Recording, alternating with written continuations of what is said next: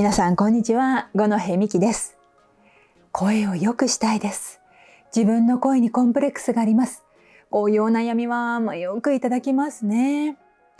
で、声を良くしたい、自分の話している時の声、歌声じゃなくて話し声ですね。この話し声を良くしたいなと思って調べると、だいたいこういうのが出てきますね。声を明るくするために高い声で話しましょう。はい、これ出てきますよね。あとは滑舌を良くするために口を大きく開けましょう。これも定番ですよね。あとははっきりと聞こえるように一音一音クリアに話しましょう。この一音一音というのも出てくるかなと思います。あとは口角を上げて話しましょう。だいたいこの4つが出てくるかなというふうに思いますね。で、言ってしまうとですね、これ4つとも話す時の声ですね。話し声を良くする方法ではないですね。って思いました。これ実際にやってみるとお分かりいただけると思います。まず高い声で話す、これやってみましょう。私今このぐらいの声の音程、私この声の音程が一番楽なんですけれども、これをぐっと高くして、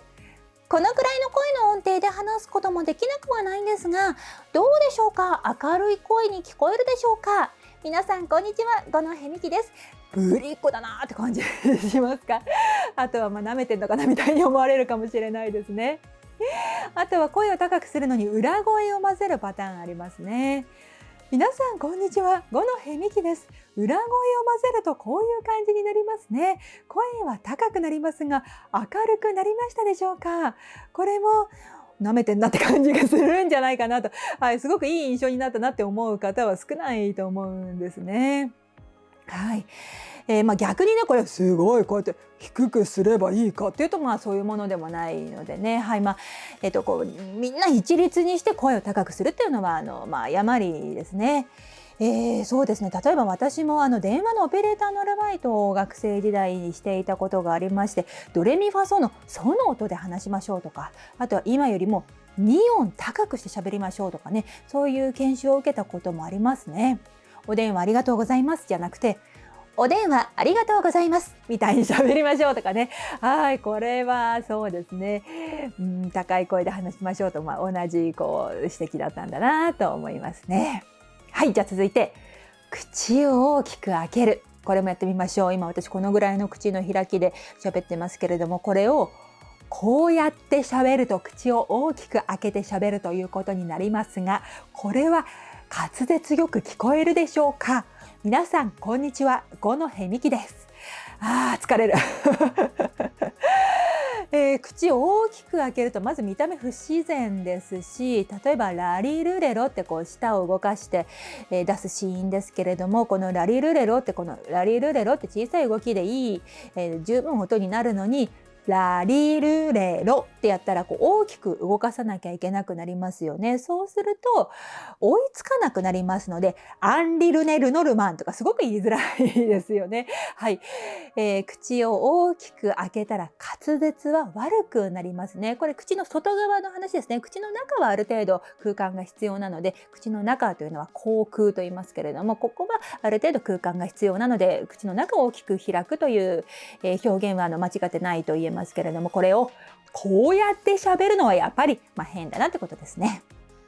続いて一音一音クリアに。これは超音結合という考え方が抜けてしまっていますね。一音一音クリアにって喋ったらロボットみたいですよね。今 AI でもそういう喋り方しないですからね。 AI でも超音結合ってすごい学習されてるので、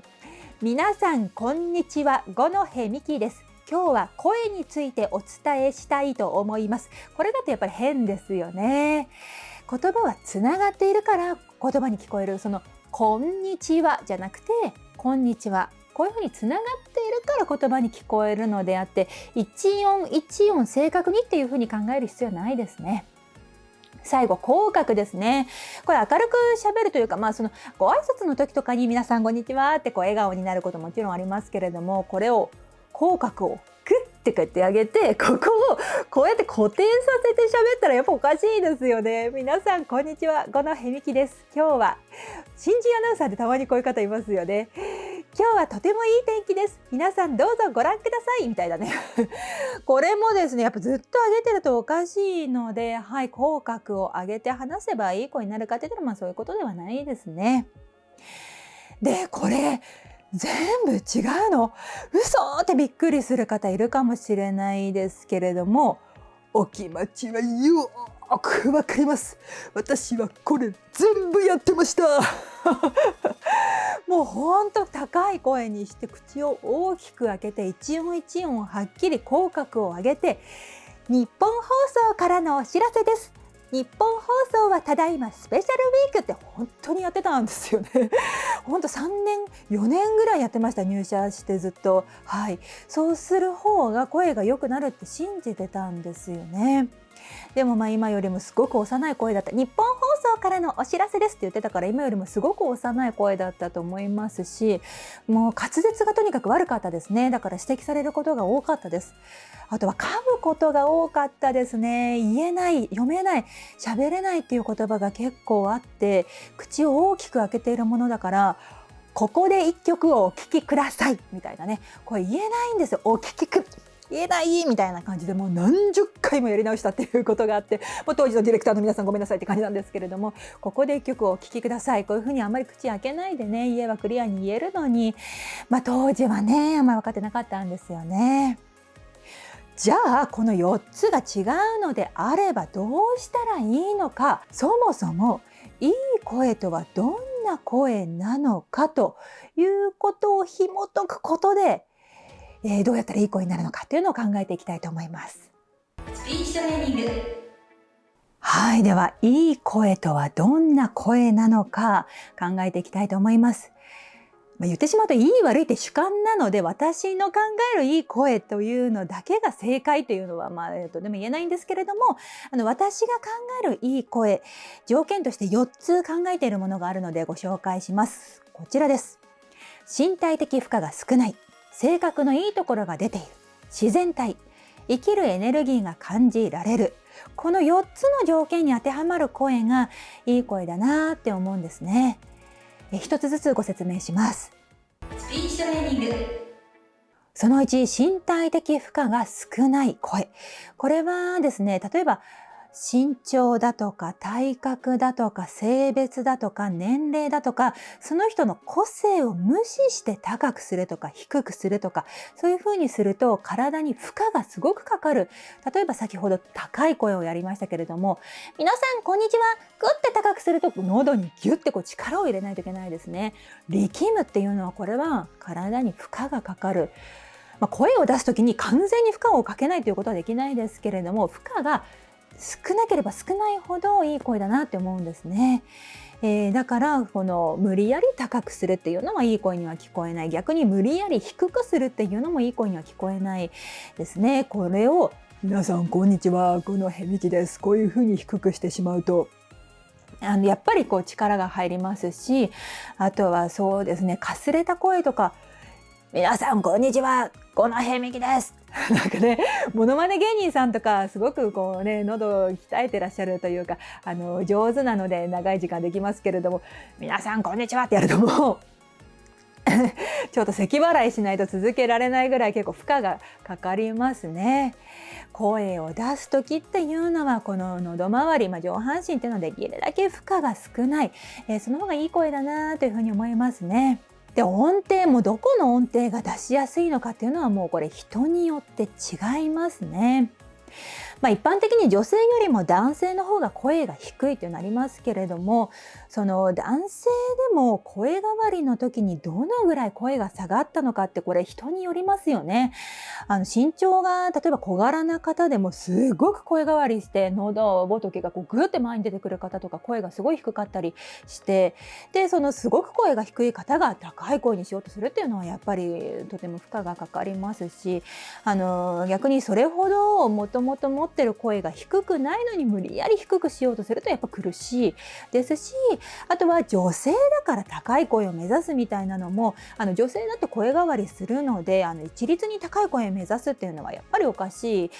その人の個性とかをもう全部無視して一律に高くするとか低くするっていうのは誤りだと、ここで断定したいと思います。スピーチトレーニング。続いて性格のいいところが出ている声。これはですね、声ってやっぱり性格が出ますよね。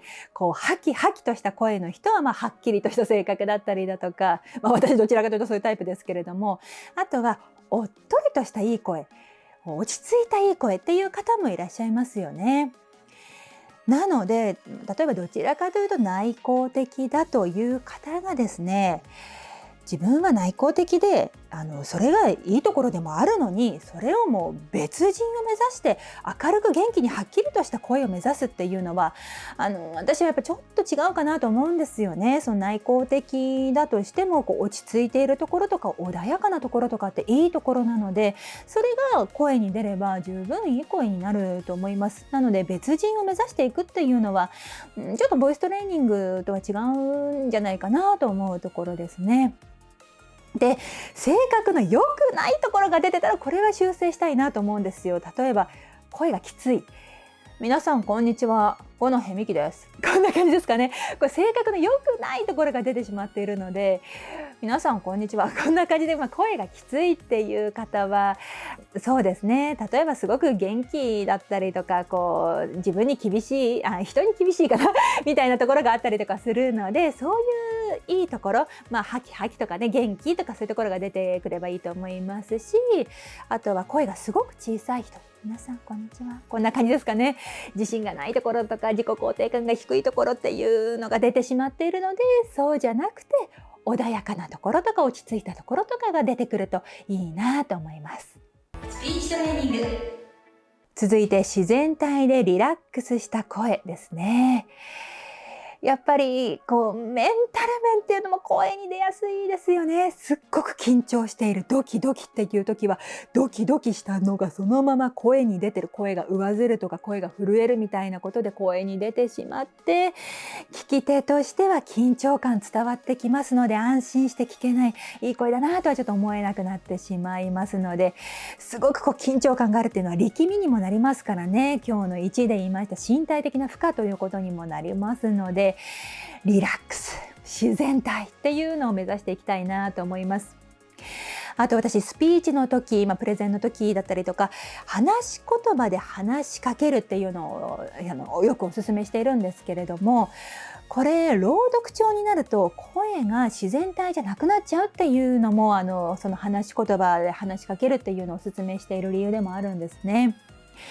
例えばですね、スピーチで、旅行に行ってきた、北海道に旅行に行ってきたみたいな話をするときに、この前旅行で北海道に行ってきたんですけれどもっていう時と、先日北海道に行ってきましたっていう時だと声の硬さがだいぶ変わってくると思うんですね。私は自然体でリラックスした時の声の方がいい声だなと思う方なので、こちらをお勧めしています。スピーチトレーニング。私が考えるいい声の条件4つ目は、生きるエネルギーが感じられる声ですね。これはそうですね、例えばすごく棒読みだと、皆さんこんにちは、五野へみきです。これだとちょっと感情が見えない、生きるエネルギーが感じられない声って言えるかなと思いまして、皆さんこんにちは、こういうふうに感情が出ている、この方がやっぱりいいなと思ったりだとか、あとは何かすっごく疲れてる、皆さんこんにちは、小野へみきです。これだとやっぱ心配になっちゃいますので、いい声だなっては言えないかなというところで、自分が健康だとか元気だとかそういうのも大事だなと思いますね。で、生きるエネルギーがある、その感情が出ているとか、抑揚があるとか、そういったところが声の深みとか艶とか、あとは響き、そういったところに現れるなと思いますので、生きるエネルギーが感じられる声、これもいい声の条件に入れたいなと思って入れています。スピーチトレーニング。はい、ではですね、どうしたらその4つのいい声の条件に当てはまるようないい声になれるのかという話を最後にしたいと思います。私が考えるいい声になる方法、こちらです。心技体、これ全部ですね。やっぱり心メンタル大事ですね。緊張状態ってそのまま声に出ますので、メンタル、その緊張しすぎないっていうのも大事ですし、別人にならない、それも大事にしているところですね。あとは技術的なところ、話しかけるというこの話し方のテクニックのところもそうですし、あとは発声のテクニック、いわゆるお腹から声を出すという発声テクニックのところもそうですね。あとは体、これは呼吸だとか姿勢だとかストレッチだとか、あとは健康だとか、そういったところも重要だなと考えています。これ全部説明するとまだ日が暮れてしまいますので、今日はここまでにしたいと思います。スピーチトレーニング。私出しておりますオンライン教材がありまして、人前で話すのが怖くなくなる話し方講座、動画教材ですね。こちらでも声の話していますので、よかったらチェックしてください。そしてメルマガやっております。毎週ラジオを配信するということをやっております。無料で登録できるので、ぜひご登録お願いします。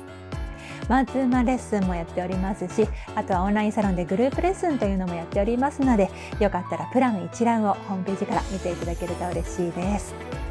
今日もご覧いただきましてありがとうございました。